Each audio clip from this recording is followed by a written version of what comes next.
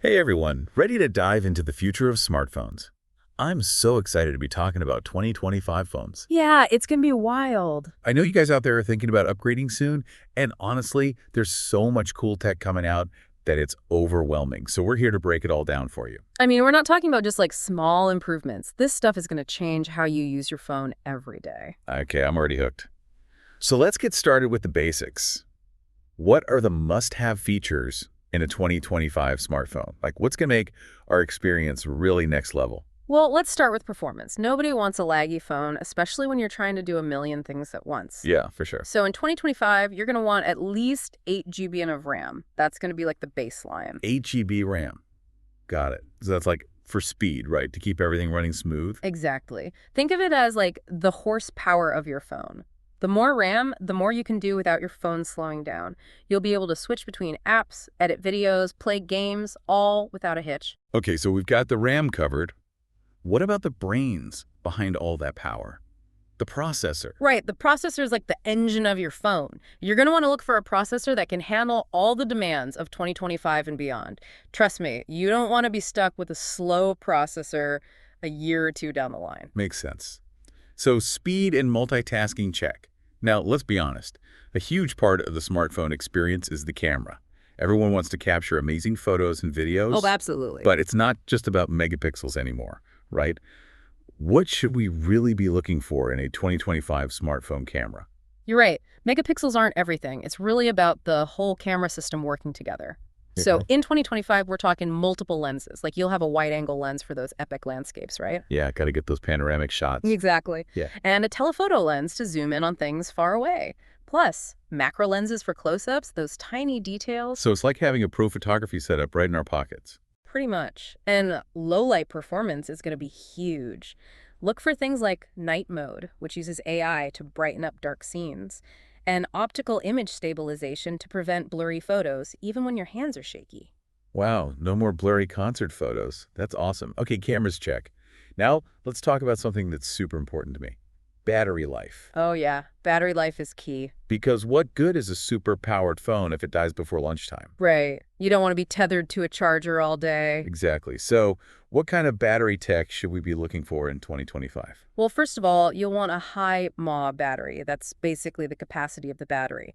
But it's not just about the mAh. The software also plays a big role in how efficiently the battery is used. Okay, so it's a combination of things. Yeah. And of course, fast charging is going to be essential. Imagine charging your phone in minutes, not hours. And wireless charging will be even more seamless. Yeah, I can already picture myself just placing my phone on a pad and letting it charge. Yeah. So convenient. Speaking of things that are visually appealing, let's move on to displays. Yes, displays. I keep hearing about these 120 hertz OLED screens. What's so special about them? Well, OLED screens offer amazing color accuracy and deep blacks. And with a 120 hertz refresh rate, everything you do on your phone will look incredibly smooth and responsive. So is that like for gaming and scrolling through social media, will it feel different? Oh yeah, you'll definitely notice a difference, especially for things like gaming, where smooth visuals are crucial. Okay, sounds amazing. Mm. Now, let's talk about something that might not be as exciting but is super important. Software updates. I know they can be annoying sometimes, but why should we care about them? Software updates are crucial for a few reasons. First, they fix bugs and improve performance. Second, they add new features and keep your phone up to date. And most importantly, they patch security vulnerabilities to keep your data safe. So it's like getting a free performance boost and security shield all in one. Exactly. And with all the sensitive data we store on our phones, security is more important than ever. Okay, I'm convinced. Software updates check. So we've covered the must-have features, but now for the age-old question. Android or iOS? It's the debate that never ends. It's a classic. So what are the key differences we should consider when making this decision in 2025? Well, let's start with customization. Android is known for its flexibility. You can change launchers, personalize your home screen, really make your phone your own. So it's like for the tinkers, the people who like to tweak and customize everything. Exactly. iOS, on the other hand, is more about a streamlined, curated experience. It's simple, easy to use, and aesthetically pleasing. So Android is for the DIYers and iOS is for the Just Works crowd. That's a good way to put it. But it goes beyond just aesthetics. You also need to think about the ecosystems. If you're already using a Mac, iPad, AirPods, and all that, sticking with iOS might make more sense. Yeah, everything just works together seamlessly, right? Right. But if you like having the freedom to mix and match devices from different brands, Android is more open in that sense. That's a good point. It's like, do you want to be all in on one ecosystem, or do you prefer more flexibility? Exactly. And don't forget, Android has its own powerful ecosystem too, with Google services like Maps, Gmail, Assistant. If you use those a lot, you might be happier with Android. Okay, ecosystem check. Now let's talk about security. This is a big one for a lot of people. How do Android and iOS compare in terms of keeping our data safe? Well, both platforms take security seriously, but they approach it differently. iOS benefits from its closed ecosystem.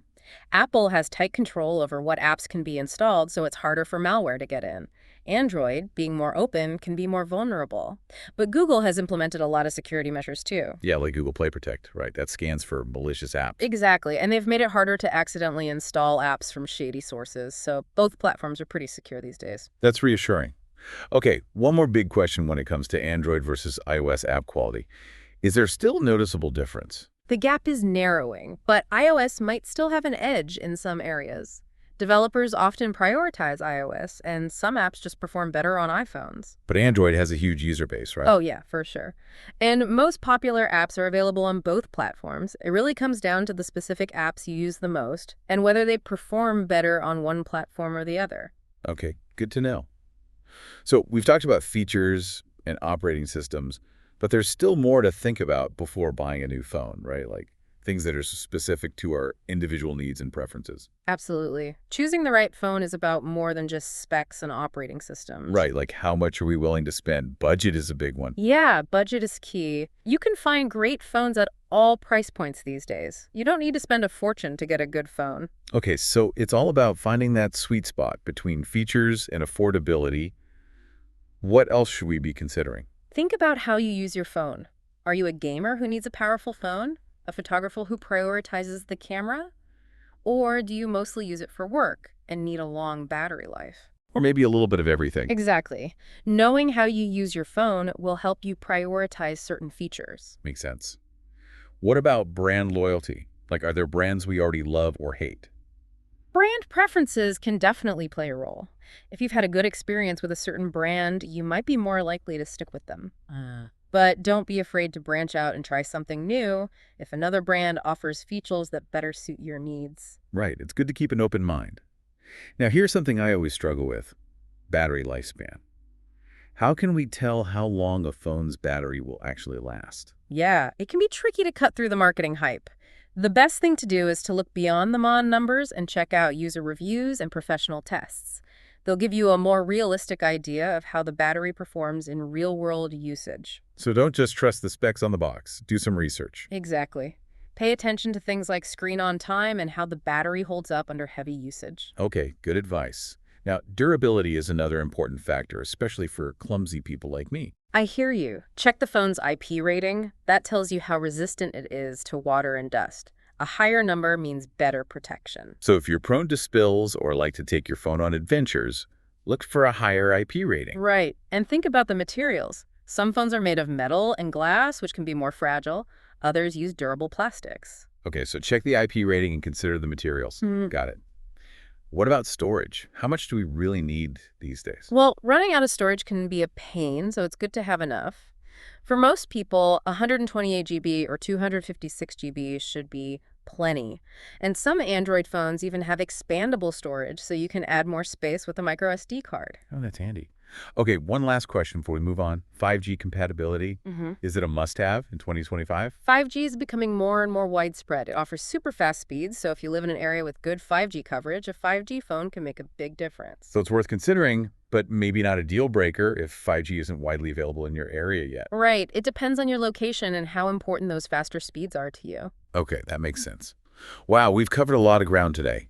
Must-have features, the Android versus iOS dilemma, and all these important factors to consider before buying. Yeah, we've given you a lot to think about. I'm feeling a lot more informed already. But there's still more to come, right? Oh yeah, we're just getting started.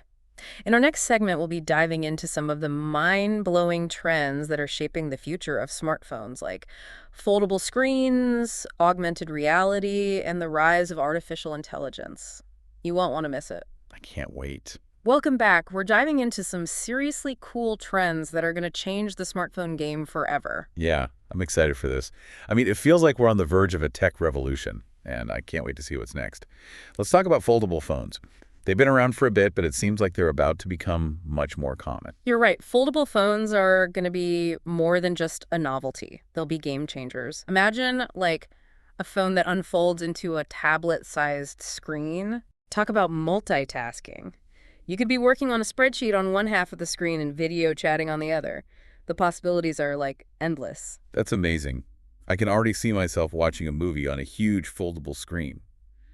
But foldable phones aren't the only futuristic tech coming our way, right? What about augmented reality? It feels like AR has been almost here for years. Will 2025 be the year it finally takes off? AR is definitely ready to change how we use our phones. Imagine like pointing your phone's camera at a busy street and seeing virtual signs popping up, guiding you to your destination. Or looking at a restaurant menu and seeing 3D models of the dishes. That'd be so cool. No more getting lost in a new city or trying to figure out what a dish actually looks like. I've also seen some cool AR apps that let you try on clothes virtually. Right. AR is going to make our smartphones even more intuitive and connected to our lives. And as 5G becomes more common, we can expect AR experiences to be even more immersive and seamless. So foldable phones, AR, what other mind-blowing tech are we going to see in 2025? Well, artificial intelligence is going to be huge. We're not just talking about voice assistants that can set reminders. We're talking AI that anticipates our needs, personalizes our interactions, and basically integrates with every part of our digital lives. Wow, so it's like having a super smart personal assistant right in our pocket. Exactly. Think AI-powered cameras that automatically adjust the settings for the perfect shot no matter what. Or AI assistants that learn our preferences and, do things for us before we even ask. Okay, that's pretty amazing. But with all this talk about advanced tech and AI, it makes me think about the environmental impact. I mean, it's great to have all these amazing features, but we also need to be mindful of the planet, right? You're absolutely right. We can't forget about sustainability. So what can we do to be more eco-conscious when it comes to smartphones? Well, first of all, let's try to extend the life of our current phones. If your phone is still working well, maybe consider a new battery or a screen protector instead of buying a whole new device. Right. And when you do upgrade, don't just throw your old phone away. Yeah, we need to make sure our old devices are recycled properly. Exactly. Trade it in, sell it, or donate it. And always make sure it ends up in a certified e-waste recycling facility to reduce its environmental impact. Good tips. It's a good reminder that even small actions can make a difference. Okay, we've talked about all the cool stuff, but let's get real for a second. With all this technology, how do we make sure our privacy is protected? It sometimes feels like our smartphones know more about us than we do. Privacy is super important, especially as our smartphones become more intelligent and connected. We have to be proactive about protecting our information. So things like being careful about app permissions, checking our privacy settings, being mindful of what we share online. Exactly. And it's important to support strong privacy regulations and hold tech companies accountable for protecting our data. Right, it's about finding that balance between using the power of technology and keeping our information safe. So much to consider. We've covered so much must-have features: Android versus iOS, the future trends of smartphones, responsible consumption, and privacy. I'm feeling a bit overwhelmed, but in a good way. It's a lot to take in, but understanding these key aspects will help you make smart choices when picking your next phone.